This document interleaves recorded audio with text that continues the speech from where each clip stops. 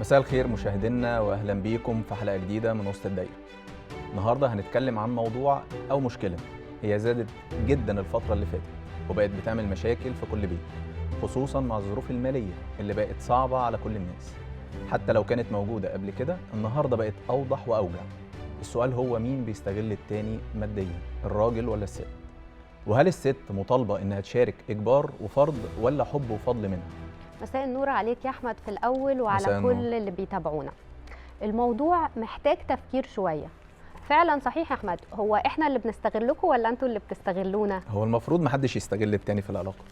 المفروض إحنا ضد التعميم. خلينا متفقين إن الراجل المفروض يصرف على ولاده ومراته، ده فرض، والست ليها دور أساسي ومهم. بس في خطوط حمراء المفروض كل طرف يعرفها. يعني الست مساعدتها للراجل مش استغلال، لكن لما تتحول لفرد تبقى استغلال. لما كل الأملاك تتحول باسم الزوجة ده مش أمان، ده استغلال واضح. والعلاقة بتتحول لحسابات مادية، مين دفع أكتر مين دفع أقل، كل خطوة بتبقى محسوبة بالماديات. بالظبط. العلاقة اللي المفروض تقوم على المودة والرحمة بقت كلها بالحسابات وبالأرقام. بقى كل طرف بيقول أنا بدفع، أنا بربي، أنا اللي بشتغل في البيت. فين المودة وفين الرحمة اللي ربنا قال عليها؟ الجواز اللي قام على المودة والرحمة بقى قايم على التنافس والسيطرة. القرآن أمر بالمعاشرة بالمعروف والقوامة للراجل، بس في رجالة أوقات بيطلبوا إن الست هي اللي تساعد في مصاريف البيت أو هي اللي تصرف على البيت. بالظبط يا أحمد، هي دي الفكرة. الراجل شايف نفسه إن شغله وتعبه المادي هو اللي بيبني البيت، والست برضو شايفة إن مجهودها في التربية والبيت هو الأساس.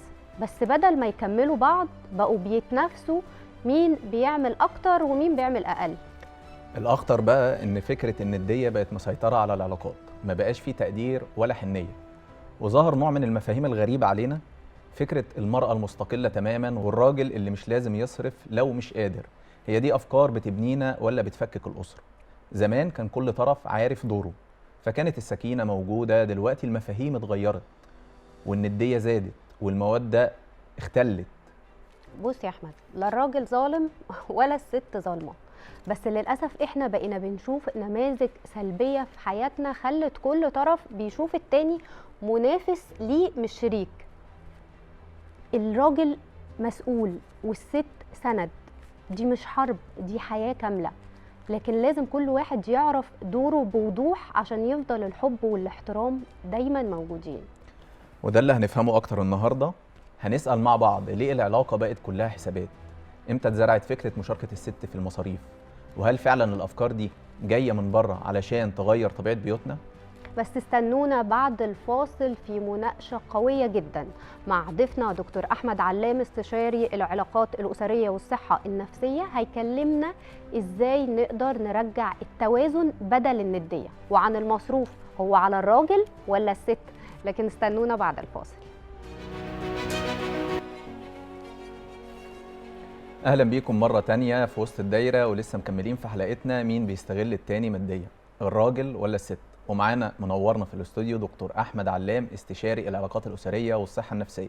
أهلا بيك يا دكتور. اهلا بيك يا استاذ احمد، واهلا بيك يا استاذه اسماء، وسعيد جدا بوجودي معاكم وكل مشاهدينكم الكرام. احنا اسعد يا دكتور. أهلا بيك يا دكتور، مشرفنا. شكرا جزيلا. خلينا نبدأ بالتناقض على طول يا دكتور. طيب تمام. في تناقض كبير جدا لازم نحله. الست بتطالب بالمساواة في كل حاجة إلا الشراكة المادية. طبعا. ده تعتبر مساواة حقيقية؟ شوفي، هو بيطالب بالمساواه في حاجات هي ليها امتيازات فيها، اما ان انا هيتاخد مني فلوس وتبقى محطوطه في المصروف، اكيد ده مش امتياز، اكيد دي حاجه هتقل منها او كده، او هتقلل من الدخل اللي هو داخلها. طبعا هو احنا عايزين نقول ان عمل المراه هو بيتحمله البيت كله، فبالتالي بيبقى ليها تقصير على الابناء وتقصير في حق الزوج وتقصير في حق البيت. كونها ان هي بتنزل تعمل، وكونها ان هي بتحقق طموحاتها، وكونها ان هي عايزه تجتهد، عايزه توصل لمكانه معينه، فده ليه تقصير. فبالتالي لابد ان احنا مع الظروف اللي احنا موجودين فيها، لو كان الزوج والزوجه متفقين على هذا الامر وفي بينهم من بعض حته التفاهم وحته التواصل الطيب، فبالتالي هنا لابد ان هي يكون في نسبه مشاركه على الاقل موجوده في البيت نتيجه هذا التقصير، ونتيجه ان عملها ده برضو لازم يعني يبقى في برضو مساعده مع الزوج، الا لو كان في ما هو خلاف ذلك بينهم وبين بعض. طيب يا دكتور، دلوقتي ايه اللي بيخلي اصلا الست تفكر ان هي تشتغل؟ هل ان هي بتحس بعدم امان مادي مثلا؟ يعني هي حاسه بحاله عدم امان في الجواز، ولا ايه الدافع اللي خلاها ان هي تدور ان هي تشتغل ويبقى ليها استقرار مادي بتاعها؟ هو عده امور من ضمنها حته عدم الامان اللي حضرتك ذكرتها دلوقتي، لان طبعا احنا شايفين نسب المشكلات الاسريه ونسب الطلاق نسب كبيره جدا اصبحت ما كانتش موجوده قبل كده في المجتمعات لا المصريه ولا العربيه زي ما هي موجوده في الوقت الحالي، يمكن بنشهد اكبر نسب في الوقت الحالي. فبالتالي دي حته ممكن تقول للست طب انا فلانه بنت خالتي اتطلقت وبنت عمي مش عارف ايه وصاحبتي، طب ما دي ما كان دي عشان كانت مسنوده عشان كانت بتشتغل، الثانيه ما عرفتش تصرف على نفسها ولا على اولادها لان هي فبالتالي ممكن تفكر في هذا الامر. نمره 2 دلوقتي كتير جدا شايفين ناس بتحقق يعني درجات علميه طيبه جدا، وخلي بال حضرتك هو نسبه المراه العامله حوالي 16% من الناس اللي بتعمل في المجتمع، منهم حوالي 64 او 65% حاصلين على مؤهلات اللي هي الدكتوراه والماجستير. فبالتالي لما احقق مثل هذه الدرجات العلميه ما انا عايز برضو طموح بقى، ما انا كل ما بحقق خطوه بيبقى لي طموح ان انا ابقى في حته تانية متقدمه، فبالتالي عايزه طموحها، عايزه تحقق اهداف معينه نفسها فيها، عايزه يكون لها منصب يكون لها مكانه معينه، فبالتالي دي كلها اهداف موجوده عند المراه في حاله العمل. طب حضرتك كنت قايل في السؤال الاولاني ان كده هيجي على دور الست في البيت طبعا، فالراجل هيضطر ان هو يشارك، هل هو ساعتها ملزم ان هو يشارك في امور البيت اللي الست بدات تاثر فيها لما هي بدات تشتغل؟ هو انا عايز اقول حاجه عشان الرجاله يكونوا سامعيننا كويس، حتى لو الست ما بتشتغلش الراجل هو عليه الزام ان هو يشارك، ده من لان ضمن الراجل مسؤوليه مش فلوس بس يا دكتور. طبعا. ده انا عايز اقول لحضرتك ان من اكتر الحاجات اللي اتقالت من اخصائيين نفسيين عالميين واسريين عالميين اللي هم يعني على مستوى العالم، ان اكتر حاجه بتوطد اواصر العلاقه الطيبه بين الزوجين مشاركه الرجل في الاعمال المنزليه. ده مهم جدا. فانا ايه المانع ان انا اشيل معاها حاجه وهي احسسها بان انا اقدر ان يعني ان انا مقدرها، ان انا داعمها، اغسل معاها طبق. وعلى فكره كل هذه الامور ما حدش ياخدها بان احنا هنعملها في اجواء سيئه، لا، وتقليد طبعا ده اكيد مفروغ منه ان ما يبقاش فيه تقليد، انما ناخدها واحنا بنضحك، ناخدها واحنا بنسمع حاجه واحنا بنهزر مع بعض. هو احنا لازم يعني نخش تك تك ويبقى دايمين متضايقين من بعض؟ ده دليل على الحب.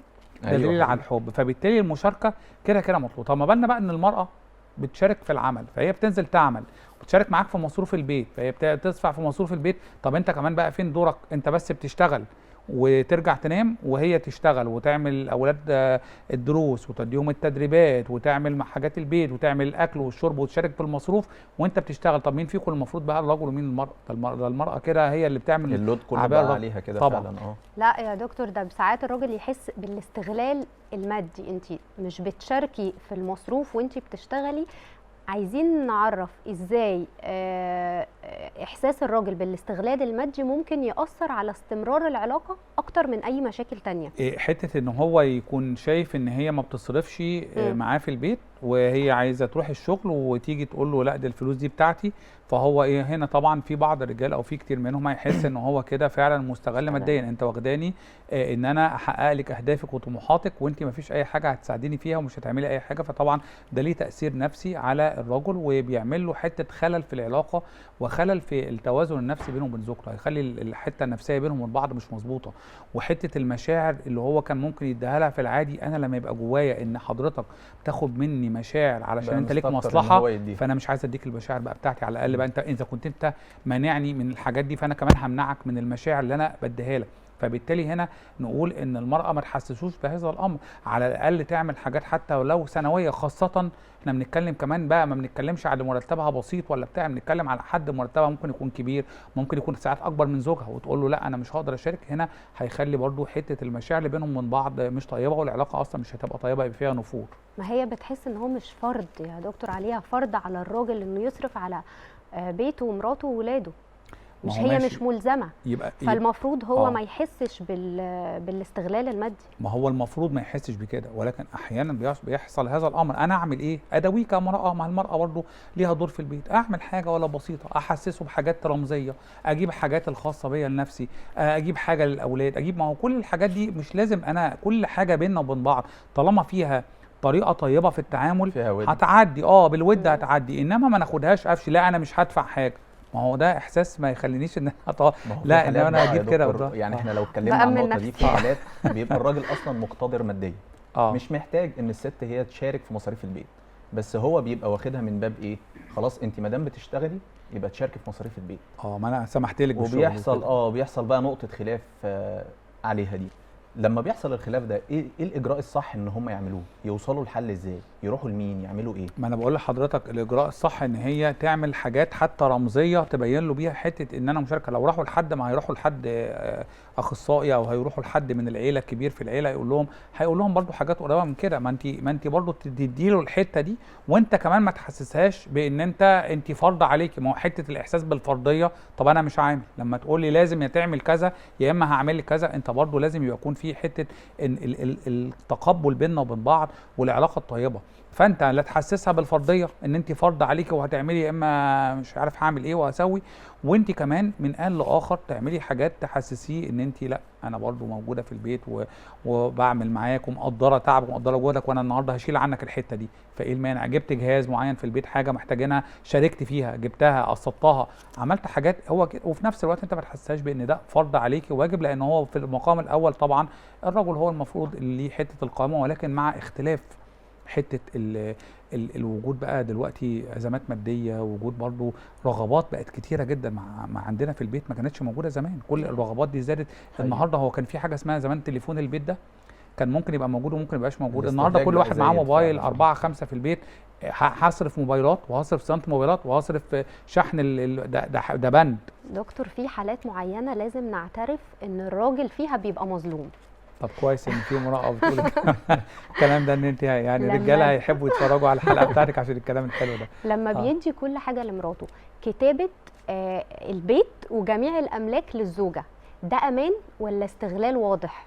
لما الراجل يكتب كل الحاجات كل املاكه بتحصل تحت بند الحب، تحت بند الولاد، حالات خاصه، ده امان للزوجه ولا استغلال واضح؟ ما اقدرش اقول امان او استغلال غير لما اعرف الحاله نفسها بتتكلم عن ايه. يمكن الزوجه عملت له حاجات كتيره جدا في حياته وليها رصيد كبير عنده، يمكن هو بيحبها زياده عن اللزوم، يمكن هي فعلا لسه اول داخله حياته وبتستغله ماديا علشان تاخد حاجات اكبر منافع ممكنه، يمكن هي ما بتدلوش المشاعر الا مزيفه. كل ده ممكن تبقى الحالات مختلفة. عشان كده مش هقدر اصل السؤال ده مهم جدا. لو قلت استغلال يعني ممكن اخلي ناس معينة تبقى فعلا يعني عاملة حاجة زي كده عن طيب خاطر وان هي حد كويس، إن هي مستغلة.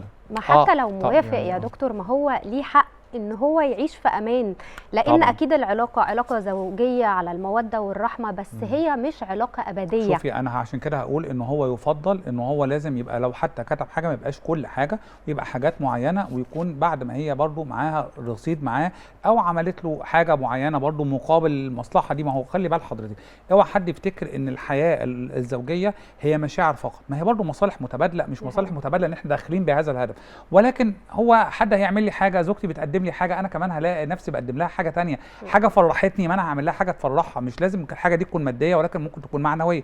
فبالتالي يمكن هو عايز يفرحها، يمكن عايز يامنها، يمكن هو نفسه غلط في حاجه معينه. في زوج بيروح يتجوز على زوجته ولا بتاع، بعد كده بتعرف عايز يديها الامان بعد كده، او يكون دخل في علاقه او حاجه عايز يديها الامان ان انا لا خلاص مش هعمل كده تاني ويا ستي كل اللي عندي ده. لكن في الاخر احنا عايزين نقول زي ما حضرتك قلتي، لازم يخلي نفسه على حافه الامان هو وهي، مش هو بس اللي يعني مش هي بس، وهو بعد كده يلاقي نفسه في خبر كده. طب يا دكتور، في نقطه مهمه، اوقات الست بتبقى هي عندها استعداد ان هي تشارك وبتشارك، بس ده مش ممكن يأثر على الراجل، يحس كده ان هو رجولته بتقل شويه في البيت، ولا الموضوع ده هيتعامل معاه ازاي؟ كان الكلام اللي حضرتك بتقوله ده كان زمان، كترة العمل المرأة وكترة الالتزامات اللي بقت موجودة بتخلي الرجل نفسه هو يقول يعني ما تشارك بقى، ما انا اصلا عليا التزامات كتيرة مش قادر اوفيها، او كمان بيبقوا عايزين ينتقلوا. خلي بال حضرتك، انا اعرف برضو يعني مشكلات كتيرة بتيجي من ان الزوج عايز يعيش في مستوى معين على قده، الزوجة عايزة تنتقل لمستوى اعلى، فيقول لها طب انا الحد بتاعي هو كذا، انت عايزة كملي انت بقى بامكانياتك المادية، عايزة تدخلي مدارس انترناشونال، انا بقول ان انا مثلا هقدر ادخل حكومي او تجريبي او مش عارف ايه. فده كانت لسه موضوع مناقشه يعني امبارح او اول امبارح في احدى المحاضرات بهذا الموضوع. فدي حالات بتبقى موجوده.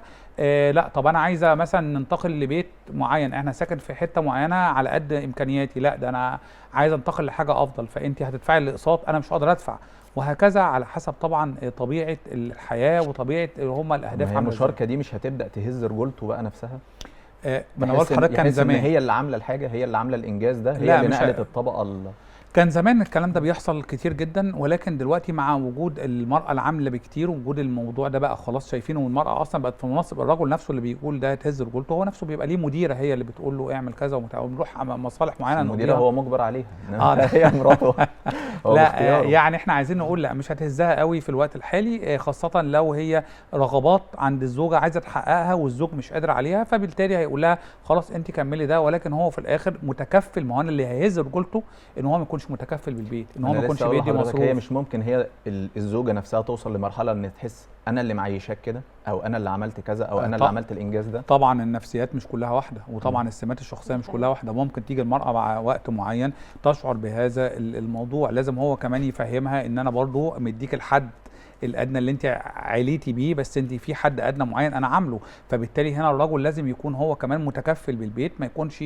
سايب الموضوع كله، لا لو الزمام كله في ايد المراه وهي اللي بتعمل كل حاجه طبعا هتقول له الكلام ده وهيبقى ليها حق، انما حته ان هو كمان بيصرف وهو مسؤول مسؤوليه كامله وهو ليه رايه وليه كلمته وكلمته دي محترمه، هو هنا لما هتيجي تقول له الكلام ده هيعرف يرد عليه. يبقى التكافؤ المادي والاجتماعي سبب رئيسي انه ما يعملش خلافات ماديه؟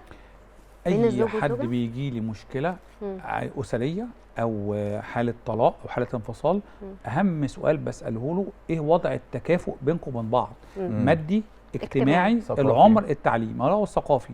بس مستوى التعليم عامل ازاي، العمر بينكم وبين بعض عامل ازاي، الاجتماعي والمادي، لان ده بيعمل مشكلات كتيره جدا، خاصه ان زي لسه بقول مش كل النفوس زي بعض ومش كل السمات الشخصيه زي بعض، في شخصيات الحته دي مع الوقت تخليه يعني يشوف نفسه شويه على الطرف الاخر وتخليه يقلل من الطرف الاخر اللي هو شريك الحياه سواء كان الرجل او المراه. طب ما ده هيجيبنا للنقطه الاولانيه بقى، وهم بيختاروا بعض، المفروض ان هم مثلا لو هنتكلم عن نقطه زي الماديات يتناقشوا فعلا، يعني اتنين مقبلين على الجواز دلوقتي، دي من الحاجات الاساسيه ان هم يتناقشوا في نقطه زي دي دلوقتي، لازم يتناقشوا فيها. وده عشان كده بقول لازم يبقى في فتره خطوبه طويله عشان نقدر نتناقش في الحاجات دي كلها، ولازم يبقى في راي وهم الاثنين متفقين عليه، ما حدش يغيره بعد الجواز قبل 3 أو 5 سنين. يعني انا عشان اغير رايي بعد الجواز في امر حيوي يكون فاتح على الاقل حاجه تخلي اقول الظروف اتغيرت، انما انا اصلا متجوز من 2 شهرين ولا من 6 شهور تقولي لي لا الظروف اتغيرت، احنا اتفقنا على كده من قبل الجواز. طيب خلاص هم اتفقوا او هم بيتناقشوا لقوا ان هم مش قادرين يوصلوا لوجهه نظر ثابته، 2 مخطوبين ولقوا نفسهم مختلفين في نقطه زي دي، يكملوا والامور تتحل بعدين، ولا خلاص لا يوقفوا الموضوع ده؟ انا بقى بدي نصيحه لكل اللي بيسمعونا، اي 2 مخطوبين او لسه قبل مرحله الجواز، كونك تقول المشكله او الصفه الشخصيه دي او السمه دي هتتحل بعد الجواز، يعني انا عايز اقول لكم انها ما بتتحلش بعد الجواز، دي بتزيد بعد الجواز. دي حقيقة. فانتوا لو وقفتوا عند نقطه جوهريه النقطه دي هتكون سبب في مشكلات دي ممكن تؤدي برضو للانفصال بعد الزواج، يبقى انتوا من دلوقتي وانتوا على البر انفصلوا وانتوا لسه مخطوبين فتراجعوا. اي حد يفتكر ان الكلام ده مفيش نسبه تغير بعد الزواج، النسب اصلا تكاد تكون معدومه في التغير او في التغير في الاراء الشخصيه طالما ان احنا عندنا اختلافات، انما بقى بعد 5 6 سنين بعد 10 سنين يمكن وجهات نظر تتغير، انما بعد الجواز كده على طول ما تنتظريش تغير في امر مهم في حياتكم. يعني دي نقطه محوريه تفرق فعلا في ان هو الارتباط يكمل لجواز ولا لا؟ ايوه طبعا. ما ينفعش اصلا ندخل على علاقه يا دكتور واحنا مستنيين اللي قدامنا هيتغير. طبعا صح كده؟ طبعا محدش بيتغير، الطبع بيغلب التطبع زي ما قلنا قبل كده. طبعا. طيب في راجل زوجته عايزين اقول الرقم 3% نسبه التغير، يعني مش نسبه، يعني ما اقول يعني احسن ما تقول ايه كنتش قلته احسن. ما تذكرش ما حدش بيتغير طبعا فعلا. يبقى كل واحد يقبل التاني بعيوبه او بمزاياه من الاول. أيوة. انا هقدر اتاقلم مع العيوب دي ولا لا؟ صح. طيب دكتور، في ساعات زوج ما بيبقاش معرف زوجته الدخل المادي بتاعه قد ايه، وهي نفس الكلام، ازاي يعملوا حدود ماليه ما بينهم عشان ما تأثرش على الحب والاحترام بعد كده؟ ازاي يرسموا الحدود اللي ما بينهم؟ الحاجات دي لازم تكون بالاتفاق من الاول، ولازم تكون لو ما عملناش لازم نعمل قعده مهمه جدا لرسم هذه الحدود، لان حضرتك بتتكلمي في نقطه مهمه جدا، لو هم سايبوها عايمه هيحصل مشكلات كتيره جدا. هل انا من حقي ان انا اعرف زوجتي هل هي من حقها تعرف مرتبي بالظبط وكل حاجه. في ناس شايفه ان ده حق، وفي ناس شايفه ان ده حاجه شخصيه انت ليكي ان انا هعيشك في مستوى معين اللي احنا اتفقنا عليه وملزم بالاتفاقات، وهكذا الزوجه. في واحده تقول لك دي انا ليا ذمه ماليه مستقله، وموجوده في الديانات السماويه ان انا ليا ذمه ماليه مستقله، وموجوده في القوانين انا ليا ذمه ماليه مستقله. وفي واحده تقول لا جوزي لازم يبقى عارف عني كل حاجه. فبالتالي الحدود دي تترسم الاول ونبقى واخدين بالنا منها علشان ما نحصلش نقاط جوهريه تقول له لازم تعرفني يقول لها انا ما كنتش، لا مش لازم. يعملوها ازاي يا دكتور؟ يعني يعملوها ازاي؟ يعملوا الحدود دي ازاي؟ يتكلموا مع بعض ازاي؟ الزوجه بتطلب، هي مش عارفه سقف زوجها قد ايه في المصاريف، انا مش عارف. وبعدين في ازواج ممكن يبقى في نسبه بخل شويه، خلينا نقول طبعا. بخل شويه، فهو مش معرفه عشان ما تطلبش كتير. او طبعا. الزوجه ممكن تكون طماعه بزياده فبتطلب ازيد من طاقته. ازاي نحط لبعض حدود، وامتى نحطها؟ قبل الجواز ولا في العلاقه نفسها؟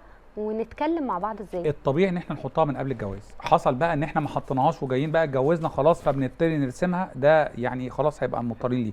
انما الطبيعي ان احنا نحطها قبل الجواز. هنيجي بعد الزواج هي هتطلب منه طلبات معينه، هيقول لها امكانياتي مش هتساعد على هذا الامر. ايه هي امكانياتك؟ ممكن اقول لها انا ليا مثلا حد معين مش عايز يعرفها كل المبالغ الماديه، بيقول لها على الاقل او الحد الاقصى ليكي ان انت تقولي لي كذا او تطلبي كذا وانا هنفذك، او اطلبي الحاجات اللي انت عايزاها وانا مع الوقت كل ما يكون في حاجه اقدر اعملها هعملها. كده يقدر يؤدي ان هي الزوجه من حقها تطلب، وهي مع تكرار الطلبات بتاعتها ومع تكرار الزوج بينفذ ايه وما نفذش ايه هتعرف توصل للحدود الماديه بتاعته. بس هو يا دكتور، هو الزوج اللي مش هيقول مقابل ان هو بيقول للزوجه انا هعيشك في مستوى معين، طب هو لا قدر الله حصل له اي ظرف معين، حصل له دروب في المستوى ده، هل ساعتها الزوجه تقول له خلاص انا ماليش دعوه لان انت ما كنتش معرفني من الاول؟ طبعا هيدخل في مشكلات مع زوجته لان هي مش لان هو مش حاططها على قدم المساواه. المفروض ان هو فعلا يكون فيه، احنا بنتكلم على ناس عملت حاله معينه فمضطرين ان احنا نجاريهم في حالتهم، انما مش هو ده الصح. الصح ان انا لازم اكون معرفها برضو على الاقل الحدود بتاعتي عامله ازاي